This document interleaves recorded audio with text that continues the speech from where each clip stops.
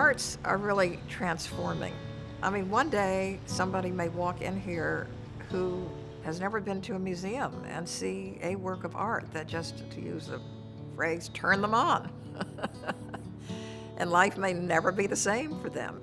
This was a wonderful house. You just look at it and you want to start entertaining. Our friends would come over and go and play in the basement. We had bowling, ping pong, a shooting gallery, but Mother always made sure that people went home by 11 o'clock or 12 o'clock. When President Truman came down for the groundbreaking of Wake Forest, my parents had a luncheon. After lunch, Truman always took a nap. So he was led back into the study where there's a big leather sofa and took a nap. And my father had to watch over him while he was asleep.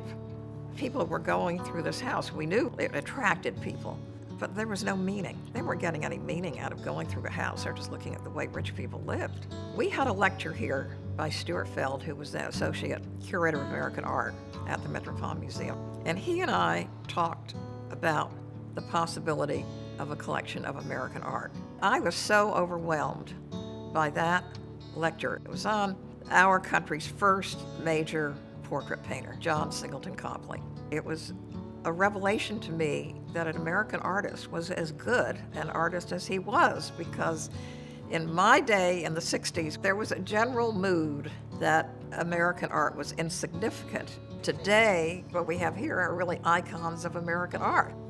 I'll tell you of our first acquisition, which was Andes of Ecuador by Frederick Church. So we are at Kennedy Galleries, and they brought out this incredibly gorgeous painting, and we were just totally awe-inspired by it. But in New York, the museum didn't even take it. Now you have to realize in this period, almost all of the contemporary artists were doing abstract expressionist works. They were supposed to be spontaneous. And these paintings, of course, are very intricate. My favorite paintings are the ones that really yield the most interesting interpretations. There's a painting in the collection by Jasper Cropsey.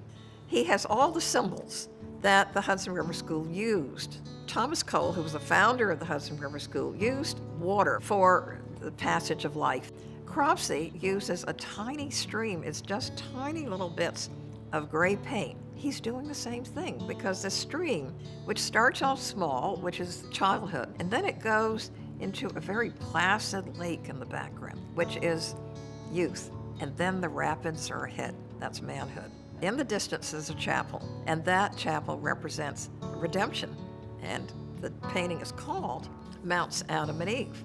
It's very important to have material examples of history, and that's what Reynolda is. People could drive up and just walk into this house. It was so welcoming. You know, it's even designed like an embrace. People called in those days on you.